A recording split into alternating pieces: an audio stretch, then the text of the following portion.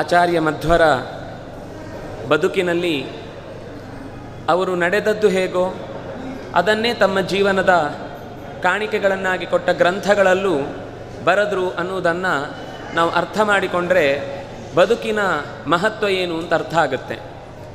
ಸಾಮಾನ್ಯವಾಗಿ ನಮ್ಮಲ್ಲಿ ಬಹಳವಾಗಿ ಮಾತುಗಳು ಬರ್ತವೆ, ಆದರೆ ಅದು ನಮ್ಮ ಬದುಕಿನಲ್ಲಿ ಇರುವುದಿಲ್ಲ.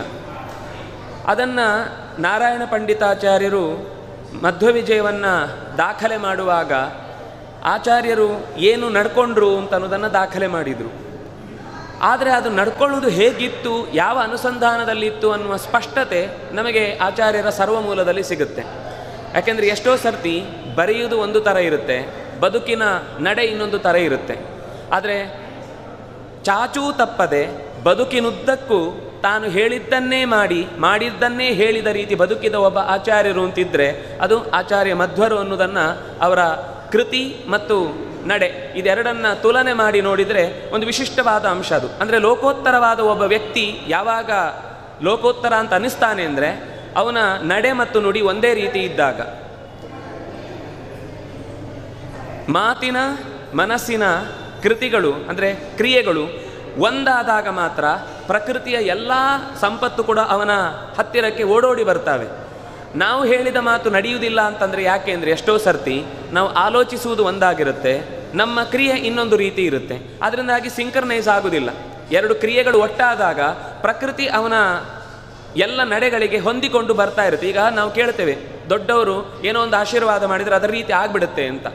ನೀರಿಲ್ಲ ಅಂತ ಯಾರೋ ತುಂಬ ಬೇಸರ ಮಾಡಿಕೊಂಡು ದೊಡ್ಡವರ ಹತ್ರ ಹೋಗಿ ನಿಂತಾಗ ಹೆದರಬೇಡಿ ಮಳೆ ಬರುತ್ತೆ ಅಂತ ಹೇಳಿದ ತಕ್ಷಣ ಪ್ರಕೃತಿಯ ಅಲ್ಲಿ ಏನು ನೋಡಿದರೂ 12 ವರ್ಷದ ಬರಗಾಲ ಇರುತ್ತೆ, ಮೋಡದ ಪರಿಚಯ ಇರುವುದಿಲ್ಲ ಆ ಊರಿಗೆ.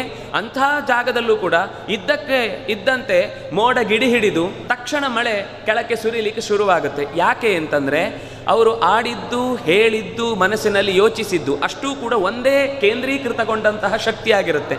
ಪ್ರತಿಯೊಂದರಲ್ಲೂ ಅದು ಭಗವಂತನ ಸೇವೆ ಎನ್ನುವ ಎಚ್ಚರ ಇರುತ್ತೆ. ನಾನೇನೋ ಮಾಡಿಬಿಡ್ತೇನೆ ಅಂತ ಅನ್ನುವ ಅಹಂಕಾರ ಯಾವ ಮಾತ್ರಕ್ಕೂ ಅವರಲ್ಲಿ ಒಳಗೆ ಸುಳಿಯುವುದೇ ಇಲ್ಲ. ನಾವು ಎರಡು ಕ್ರಿಯೆಗಳನ್ನು ಮಾಡಿದ ತಕ್ಷಣ ಅದು ಸಕ್ಸಸ್ ಆಯಿತು ಅಂದ ತಕ್ಷಣ ಅದು ನನ್ನ ಸಕ್ಸಸ್ ಆಗುತ್ತೆ. ಸೋತೆವು ಅಂತಂದರೆ ಅದು ದೇವರ ಮೇಲೆ ಭಾರ ಹೊರಿಸ್ತೇವೆ ನಾವು. ನಾನೆಲ್ಲ ಮಾಡಿದರೂ ಕೂಡ ನನಗೆ ದೇವರು ಒಳ್ಳೇದು ಮಾಡಲಿಲ್ಲ. ಆದರೆ ನಾವೇನಾದರೂ ಒಂದು ಗೆದ್ದೆವು ಅಂತಂದರೆ ಇದು ನನ್ನ ವೈಯಕ್ತಿಕ ಪ್ರಯತ್ನ ಅಂತ. ಇಲ್ಲಿ ಒಂದು ಪ್ರಶ್ನೆ ಬರುತ್ತೆ, ಎಲ್ಲ ದೇವರೇ ಮಾಡಿಸೋದು ಅಂತ ಒಂದು ಕಡೆ, ನಾವು ಪ್ರಯತ್ನ ಮಾಡಬೇಕು ಅಂತ ಇನ್ನೊಂದು ಕಡೆ. ಇದೇನು? ಶಾಸ್ತ್ರದ ಬಹಳ ಸೂಕ್ಷ್ಮವಾದ ಅಂಶ. ಇದನ್ನು ಒಂದು ಸರ್ತಿ ಕೇಳಿದರೆ ತಕ್ಷಣದಲ್ಲಿ ಅರ್ಥ ಆಗುತ್ತೆ ಅಂತ ಅನ್ನೋದಲ್ಲ, ಆದರೆ ಒಂದು ಸರಳವಾದ ಪ್ರಯತ್ನ ಅಂತೂ ಹೇಳ್ಬೋದು ಹೇಗೆ ಈ ವಿಭಾಗ ಅನ್ನೋದು ಕೂಡಿಕೊಳ್ಳುತ್ತೆ ಅಂತ. ಕರ್ತೃತ್ವ ಅಂದರೆ ಏನು? ಕರ್ತ ಮಾಡುವವನು ಅಂದರೆ ಏನು? ಮಾಡುವವನು ಅಂದರೆ ಅವನ ಅಧಿಕಾರದ ಕೆಳಗೆ ಕೆಲಸಗಳು ನಡೀತಾವೆ. ಈಗ ನಾನು ಮನೆ ಕಟ್ಟಿದೆ ಅಂತ ಹೇಳ್ತಾನೆ. ವಸ್ತುತಃ ನಾನು ಮನೆ ಕಟ್ಟಿದೆ ಅಂದರೆ ನಾನು ಇಟ್ಟಿಗೆ ಒಂದೇ ಒಂದು ಎತ್ತಿ ಹಾಕಿಲ್ಲ, ದುಡ್ಡು ಕೊಟ್ಟದ್ದು ಮಾತ್ರ ನಾನು. ಆದರೆ ಆ ದುಡ್ಡು ಕೊಟ್ಟ ಮೇಲೆ ಯಾವ ರೀತಿ ಅದಕ್ಕೆ ಡಿಸೈನ್ ಬೇಕು, ಹೇಗೆ ಮಾಡಬೇಕು ಅಂತ ಆ ಅಧಿಕಾರ ನನ್ನಲ್ಲಿ ಇತ್ತು. ಆದ್ದರಿಂದಾಗಿ ಮಾಡಿದವರು ಇನ್ನೊಬ್ಬರಾದರೂ ಕೂಡ ಮಾಡಿದ್ದು ನಾನು ಅಂತ ಹೇಳ್ಕೊಳ್ಳಿಕ್ಕೆ ನಮಗೆ ರೈಟ್ಸ್ ಇದೆ. ಹಾಗೆಯೇ ನಾವು ಮಾಡುವವರಾದರೂ ಕೂಡ ನಿಜವಾದ ಕರ್ತ ಅವನು. ಯಾಕೆಂದರೆ ಅಧಿಕಾರದಿಂದ ನಿಂತು ಮಾಡಿಸೋನು ಅವನು. ಆದ್ದರಿಂದಾಗಿ ಹೀಗೆ ಹೇಳಿದರೂ ಪೂರ್ಣ ಅರ್ಥ ಆಗಲಿಲ್ಲ. ಇನ್ನೂ ಒಂದು ಸರಳವಾದ ಅಂಶದಲ್ಲಿ ಹೇಳಬೇಕು ಅಂದರೆ, ಸಹಜ ಎಲ್ಲರಿಗೂ ಗೊತ್ತಿರುವ ಸಂಗತಿ, ಕ್ರೀಡೆಯಲ್ಲಿ ಕ್ರಿಕೆಟ್ ಗೊತ್ತಿದೆ ಎಲ್ರಿಗೂ. ಇಲ್ಲಿ ಏನಾಗುತ್ತೆ ಅಂತಂದರೆ, ನಾನು ಈ ಉದಾಹರಣೆ ಕೊಡ್ತಾ ಇರೋದು 3 ಥರದ ಕರ್ತೃತ್ವ ಇದೆ. ಕರ್ತೃತ್ವ ಅಂದರೆ 3 ಥರ ಅಂದರೆ, ಒಂದು ಸ್ವತಂತ್ರವಾದ ಕರ್ತೃತ್ವ, ಅದಕ್ಕೆ ಸ್ವೇಚ್ಛಾಧೀನ ಕ್ರಿಯಾಶ್ರಯತ್ವಂ ಅಂತ ಹೆಸರು. ಅದರ ಶಬ್ದದ ವಿವರಣೆ ಮತ್ತೆ ಹೇಳ್ತೇನೆ. ಇನ್ನೊಂದು ಕ್ರಿಯಾಶ್ರಯತ್ವಂ, ಕ್ರಿಯಾ ಅಧೀನ ಅಂದರೆ ಇಚ್ಛಾಧೀನ ಕ್ರಿಯಾಶ್ರಯತ್ವಂ. ಮೂರನೇದು ಕ್ರಿಯಾಶ್ರಯತ್ವಂ. ಇನ್ನೊಂದು ಸಲ ಹೇಳ್ತಾ ಇದ್ದೇನೆ, ಸ್ವೇಚ್ಛಾಧೀನ ಕ್ರಿಯಾಶ್ರಯತ್ವಂ, ಇಚ್ಛಾಧೀನ ಕ್ರಿಯಾಶ್ರಯತ್ವಂ, ಕ್ರಿಯಾಶ್ರಯತ್ವಂ. ಹೀಗೆ 3 ಥರದ ಕರ್ತೃತ್ವ ಇದೆ. ಇದರ ವಿಭಾಗ ಅರ್ಥ ಆದರೆ ನಾವು ಯಾಕೆ ಈ ಪ್ರಯತ್ನ ಮಾಡಬೇಕು ಅನ್ನೋದಕ್ಕೆ ಉತ್ತರ ಸಿಗುತ್ತೆ. ಭಗವಂತನದ್ದು ಈಗ ಆಟದ ಬಗ್ಗೆ ನಾನು ಮೊದಲು ಹೇಳ್ತೇನೆ. ಒಬ್ಬ ನಾಯಕ ಬೌಲರಿಗೆ ಹೇಳ್ತಾನೆ ಚೆಂಡನ್ನು ಎಸಿಬೇಕು ಅಂತ. ಅವನು ಎಸೆಯುವ ಮುಂಚೆ ಅದಕ್ಕೆ ಪೂರ್ವ ಕ್ಷೇತ್ರ ರಕ್ಷಣೆಗೆ ಮೊದಲು ಸಿದ್ಧತೆ ಮಾಡ್ತಾನೆ. ಬಲಗಡೆ 4 ಜನರನ್ನು ನಿಲ್ಲಿಸಿ ನೀನು ಔಟ್ ಸ್ವಿಂಗ್ ಹಾಕು ಅಂತ. ಬೌಲರಿಗೆ ಹೇಳಿದ ತಕ್ಷಣ ಅವನು ಅದೇ ರೀತಿ ಬಾಲ್ ಹಾಕಿದ್ದು ಹೌದಾದರೆ ಅವನ ಬ್ಯಾಟ್ ಬಡಿದು ಅಲ್ಲೇ ಇರುವ 4 ಜನರಲ್ಲಿ ಯಾರದು ಒಬ್ಬರ ಕೈಗೆ ಅದು ತಗಲಿ ಕೈಗೆ ಕ್ಯಾಚ್ ಬಂತು ಅಂತ ಇಟ್ಕೊಳ್ಳಿ. ಇಷ್ಟು ಘಟನೆ ನಡೆದಿದೆ. ಇದರಲ್ಲಿ 3 ಥರದ ಕರ್ತೃತ್ವ ಇದೆ. ಈಗ ಚೆಂಡಿಗೆ ಅಲ್ಲಿ ಹೋಗಿ ಬೀಳುವಾಗ ನಾನು ಎಲ್ಲಿಗೆ ಹೋಗ್ತೇನೆ, ಹೇಗೆ ಹೋಗ್ತೇನೆ, ಎಲ್ಲಿಗೆ ಬಡಿತೇನೆ, ಯಾವ ದಿಕ್ಕಲ್ಲಿ ಹೋಗಿ ಬೀಳುತ್ತೇನೆ, ಇದೇನೂ ಗೊತ್ತಿಲ್ಲ. ಆದರೆ ನೀವು ಹೇಗೆ ಎಸೀತೀರಿ ಹಾಗೆ ಹೋಗಿ ತಿರುಗಿ ಅದರ ಕೆಲಸವನ್ನು ಅದು ಮಾಡುತ್ತೆ. ಅಂದರೆ ಬುದ್ಧಿಪೂರ್ವಕವಾಗಿ ಅಲ್ಲ, ಗೊತ್ತಿಲ್ಲ, ಅದರಲ್ಲಿ ಒಂದು ಕ್ರಿಯೆ ನಡೆಯುತ್ತಷ್ಟೇ. ಅದಕ್ಕೆ ಹೇಳಿದು ಕ್ರಿಯಾಶ್ರಯತ್ವಂ, ಕೇವಲ ಕ್ರಿಯೆ ನಡೆಯುತ್ತೆ, ಅಂಥದ್ದು ಒಂದು ಕರ್ತೃತ್ವ ಇದೆ. ಎರಡನೇದು, ಈ ಚೆಂಡನ್ನು ನಾನು ಅವನಿಗೆ ಹಾಕುವಾಗ ಬಲ ದಿಕ್ಕಿಗೆ ಅದು ತಿರುಗುವಂತೆ ಹಾಕಬೇಕು ಅಂತ ಒಂದು ಸ್ವಲ್ಪ ಇಚ್ಛೆ ಇದೆ. ಆ ಇಚ್ಛೆಯ ಪ್ರಕಾರ ಅವನು ಕೊನೆಯ ಕ್ಷಣದಲ್ಲಿ ಚೆಂಡನ್ನು ತಿರುಗಿಸಿ ಬಲಕ್ಕೆ ತಿರುಗುವಾಗ ಹಾಕ್ತಾನೆ. ಅವನು ಮೇಲಕ್ಕೆ ಬರುತ್ತೆ ಅಂದ್ಕೊಂಡು ಪಕ್ಕಕ್ಕೆ ಹೊಡಿತಾನೆ, ಅದು ಔಟ್ ಆಗುತ್ತೆ ಅಂತ ಇಟ್ಕೊಳ್ಳಿ. ಇಲ್ಲಿ ಅವನ ಕರ್ತೃತ್ವ ಇದೆಯಲ್ವಾ ಎರಡನೇದು. ಮೊದಲನೇ ಚೆಂಡಿನಲ್ಲಿದ್ದದ್ದು ಕ್ರಿಯಾಶ್ರಯತ್ವ. ಎರಡನೇದು ನಾಯಕ ಹೇಳಿದಂತೆ ನಾನು ಚೆಂಡು ಹಾಕಬೇಕು ಅನ್ನುವ ಇಚ್ಛೆಯಿಂದ ಹುಟ್ಟಿದ ಕ್ರಿಯಾಶ್ರಯತ್ವ ಇದೆ. ಆದ್ದರಿಂದ ಆ ಚೆಂಡು ಅವನ ಕೈಗೆ ತಾಗಿ, ಅಂದರೆ ಬ್ಯಾಟಿಗೆ ತಾಗಿ ಔಟ್ ಆಯಿತು ಅಂತ. ಮೂರನೇ ಒಂದು ಕ್ರಿಯಾಶ್ರಯತ್ವ ಇದೆ. ಇಲ್ಲಿ ನಾಯಕ ಹೇಳಿದಂತೆಯೇ ಬೌಲರ್ ಬಾಲ್ ಹಾಕಬೇಕಾಗತ್ತೆ. ಆ ಚೆಂಡನ್ನು ಎಸೆಯುವಾಗ ತನ್ನ ವಿಶೇಷ, ಅಂದರೆ ಅದು ಅಗತ್ಯದ ಸಂದರ್ಭದಲ್ಲಿ ಅವನು ಸೂಚನೆ ಕೊಟ್ಟು ಹೋದ ಮೇಲೆ ಅದು ಅವನ ಅಧೀನ. ಅವನು ಹೇಳಿದ ಹಾಗೆಯೇ ಚೆಂಡು ಹಾಕಿದರೆ ಫಲ ಸಿಗಲಿಕ್ಕೆ ಸಾಧ್ಯ ಇದೆ. ಅಂದರೆ ಏನಾಯಿತು, ಈ ಕೊನೆಯ ನಾಯಕನ ಕ್ರಿಯೆ ಇದೆಯಲ್ವಾ, ಅದು ಸ್ವ ಇಚ್ಛಾಧೀನ ಕ್ರಿಯಾಶ್ರಯತ್ವ. ತನ್ನಲ್ಲೇ ಹುಟ್ಟಿದ ಆಸೆಯ ಪ್ರಕಾರ ಅವನಿಂದ ಚೆಂಡನ್ನು ಹಾಕಿಸಿ ಆ ವ್ಯಕ್ತಿಯನ್ನು ಔಟ್ ಮಾಡಿದ ಅಂತ. ಜಗತ್ತಿನಲ್ಲಿರುವುದು ಇದೇ ಥರದ ಮೂರು ಕ್ರಿಯಾಶ್ರಯತ್ವ. ಒಂದು ಜಡ, ಎರಡನೇದು ಚೇತನ, ಮೂರನೇದು ಚೇತನೋತ್ತಮವಾದಂತಹ ಭಗವತ್ ಶಕ್ತಿ, ಅಂದರೆ ಮೂರನೇ ಶಕ್ತಿ ಅದು. ಅಂದರೆ ಒಂದು ಜಡದಲ್ಲಿ ಈಗ ನಾವು ವಸ್ತುಗಳನ್ನು ಉರುಳಿಸಿದಾಗ ಹೋಗಿ ಉರುಳುತ್ತಲ್ವ, ಅಂತಹ ಕರ್ತೃತ್ವ ಇದೆ. ಅದರಿಂದಾಗಿ ಅದರಲ್ಲಿ ಕ್ರಿಯಾಶ್ರಯತ್ವವನ್ನು ಸಾಮಾನ್ಯ ಕರ್ತೃತ್ವ. ಎರಡನೇ ಕ್ರಿಯಾಶ್ರಯತ್ವ ಅಂದರೆ ಇಚ್ಛಾಧೀನ ಕ್ರಿಯಾಶ್ರಯತ್ವ, ಅದು ನಮ್ಮಲ್ಲಿರುವುದು. ನಮಗೆ ಇಚ್ಛೆ ಹುಟ್ಟತ್ತೆ. ಒಂದು ಕ್ರಿಯೆ ಆಗಬೇಕು ಅಂದರೆ ಮೂರು ಇರಬೇಕು: ಜ್ಞಾನ, ಇಚ್ಛಾ, ಕ್ರಿಯಾ. ಇದು ಮೂರು ಇಲ್ಲ ಅಂದರೆ, ಒಂದಿಲ್ಲ ಅಂದರೂ ಕ್ರಿಯೆ ಆಗುವುದಿಲ್ಲ. ಅದರಿಂದಾಗಿ ಆ ವ್ಯಕ್ತಿಯಲ್ಲಿ ಜ್ಞಾನ ಪೂರ್ವಕವಾಗಿ ಯಾರೋ ಪ್ರೇರಣೆ ಮಾಡಿದಂತೆ ಇಚ್ಛೆ ಹುಟ್ಟಿ ಆ ಮೂಲಕ ಕ್ರಿಯೆ ಮಾಡ್ತಾನೆ. ಅದು ಪರಾಧೀನ ಇಚ್ಛಾ ಕ್ರಿಯಾಶ್ರಯತ್ವ. ಅಂದರೆ ನಮ್ಮ ಇಚ್ಛೆ ಅಲ್ಲ, ಅದು ಇಚ್ಛೆ ಇದೆ, ಆದರೆ ಅದು ಪೂರ್ಣ ನಮ್ಮ ಇಚ್ಛೆ ಅಲ್ಲ. ಆ ಇಚ್ಛೆಯಿಂದ ಹುಟ್ಟಿದಂತಹ ಕ್ರಿಯೆ ಅವನಲ್ಲಿ ಕೆಲಸ ಮಾಡಿಸತ್ತೆ. ಅದಕ್ಕೆ ಜೀವನಲ್ಲಿರುವ ಕರ್ತೃತ್ವ ಅದು ಅಸ್ವತಂತ್ರವಾದ ಕರ್ತೃತ್ವ ಅಂತ ಅರ್ಥ. ಅದಕ್ಕೆ ಸ್ವತಂತ್ರವಾದ ಕರ್ತೃತ್ವ ಇರುವುದು ಪರಮಾತ್ಮನಲ್ಲಿ. ಅವನೇ ಡೈರೆಕ್ಟ್ ಬಂದು ಮಾಡಬೇಕಾಗಿಲ್ಲ, ನಮ್ಮಲ್ಲಿ ನಿಂತು ಆ ಕೆಲಸ ಮಾಡಿಸ್ತಾನೆ. ಹಾಗಾದರೆ ಎಲ್ಲ ಪರಮಾತ್ಮನೇ ಮಾಡ್ತಾನೆ ಅಂತಂದರೆ ಜಡಕ್ಕೂ ಜೀವಕ್ಕೂ ಏನು ವ್ಯತ್ಯಾಸ? ಏನು ಸ್ಪೆಷಲ್ ಇಲ್ಲ ಅಂತಾಯಿತು. ಜಡವು ಹೇಳಿದ ಹಾಗೆ ಮಾಡಿಸಿದ, ಆಗತ್ತೆ ಅದರಲ್ಲಿ ಕೆಲಸ. ಚೇತನದಲ್ಲೂ ಆ ಕ್ರಿಯೆ ಆಯಿತು. ಜಡಕ್ಕೂ ಜೀವಕ್ಕೂ ಏನು ವ್ಯತ್ಯಾಸ? ನೀವು ಒಂದು ಹೇಳಿದ್ರಿ, ಅದು ಸ್ವತಂತ್ರವಾದ ಕ್ರಿಯಾಶ್ರಯತ್ವ, ಪೂರ್ಣ ಸ್ವಾತಂತ್ರ್ಯ ಇದೆ ಪರಮಾತ್ಮನಿಗೆ. ನಮಗೆ ಪೂರ್ಣ ಸ್ವಾತಂತ್ರ್ಯ ಇಲ್ಲ. ಇಚ್ಛೆ ಹುಟ್ಟಿದ್ರೂ ಕೂಡ ಅದು ಆಗಬೇಕು ಅಂತಿದ್ರೆ ಆಗತ್ತೆ, ಆಗದೇ ಇದ್ದರೆ ಕೈ ತಪ್ಪತ್ತೆ. ಒಂದು ಕ್ರಿಯಾಶ್ರಯತ್ವ ಇದೆ.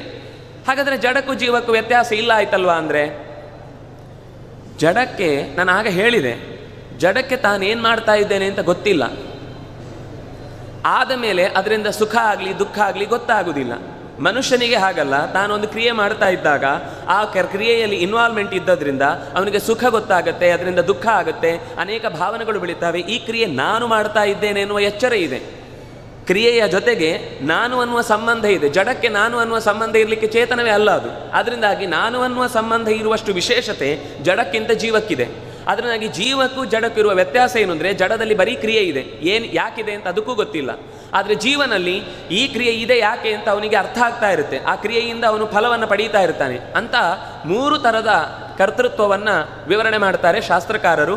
ಹೇಗೆ ಅಂದರೆ, ಒಂದು ಚೆಂಡು, ಒಬ್ಬ ಹಾಕುವವ, ಅದನ್ನು ಪ್ರೇರೇಪಿಸುವವ ಅನ್ನುವ ದೃಷ್ಟಿಯಲ್ಲಿ ಮೂರು ಥರದ ಕರ್ತೃತ್ವ ಇದೆ. ಆದರೂ ಪ್ರಯತ್ನ ಅನ್ನೋದಂದರೆ ಏನು? ನಾವು ಯಾಕೆ ಪ್ರಯತ್ನ ಮಾಡಬೇಕು ಅಂದರೆ, ನಾವು ಜಡವಸ್ತುವಿಗೆ ಪ್ರಚೋದನೆ ಮಾಡಲಿಕ್ಕೆ ಸಾಧ್ಯ ಇಲ್ಲ. ಎದ್ದು ಬಾ, ಎದ್ದು ಹೋಗು, ಅಲ್ಲೇ ಇರು, ಇಲ್ಲೇ ಕೂತ್ಕೋ, ನಿನ್ನನ್ನು ನಾನು ಹೊಗಳ್ತಾ ಇದ್ದೇನೆ, ಯಾವುದು ಉಪಯೋಗ ಇಲ್ಲ. ಆದರೆ ಚೇತನಕ್ಕೆ ಒಂದು ಇನ್ಸ್ಟ್ರಕ್ಷನ್ ಕೊಟ್ಟರೆ ಆ ಮೂಲಕ ಅದರಿಂದ ಕೆಲಸ ಮಾಡಲಿಕ್ಕೆ ಸಾಧ್ಯ ಇದೆ. ಅದರಿಂದಾಗಿ ಪ್ರಯತ್ನ ಮಾಡು ಅಂತ ಶಾಸ್ತ್ರ ಹೇಳಿದೆ. ತಸ್ಮಾತ್ ಶಾಸ್ತ್ರಂ ಪ್ರಮಾಣಂತೆ ಕಾರ್ಯಕಾರ್ಯವು ವ್ಯವಸ್ಥಿತವು ಅಂತ. ಕ್ರಿಯೆ ಮಾಡಬೇಕು ಅಂತ ಅಹರಹ ಸಂಧ್ಯಾಂ ಉಪಾಸೀತ ಅಂತ ಮಾತು ಹೇಳಿತು. ದೊಡ್ಡವರನ್ನು ಕಂಡಾಗ ಎದ್ದು ಗೌರವಿಸು, ದೊಡ್ಡ ಶಕ್ತಿಯನ್ನು ಕಂಡಾಗ ಅದನ್ನು ಅರಿಯುವ ಪ್ರಯತ್ನ ಮಾಡು, ನಿನ್ನಕ್ಕಿಂತ ಚಿಕ್ಕವರನ್ನು ಕಂಡಾಗ ಅವರನ್ನು ಪ್ರೀತಿಸು, ನಿನ್ನ ಬಳಿ ಸಂಪತ್ತು ಇದ್ದಾಗ ಇಲ್ಲದವರಿಗೆ ಅದನ್ನು ಹಂಚು, ಅವರ ಸುಖಕ್ಕೆ ಕಾರಣನಾಗು. ಹೀಗೆ ಬೇರೆ ಬೇರೆ ಆದೇಶಗಳನ್ನು ಕೊಡುತ್ತೆ. ಇದು ನಮಗೆ ಅರ್ಥ ಆಗುತ್ತೆ. ನಮ್ಮ ಹತ್ರ ಸಂಪತ್ತಿರುತ್ತೆ, ಅಥವಾ ನಮಗೆ ಆ ಕಾಲಕ್ಕೆ ಸಂಧ್ಯಾವಂದನೆ ಮಾಡಬೇಕು ಅಂತ ಹೇಳಿದ್ದನ್ನು ಹೇಳಿಕೊಟ್ಟ ಪರಂಪರೆ ಇಷ್ಟು ಇದೆ. ಇಷ್ಟು ಇದ್ದ ಮೇಲೆ ಪ್ರಯತ್ನವನ್ನು ನಾವು ಮಾಡ್ತಾ ಇದ್ದರೆ ಅದಕ್ಕೆ ಫಲ ಸಿಗ್ತಾ ಹೋಗುತ್ತೆ.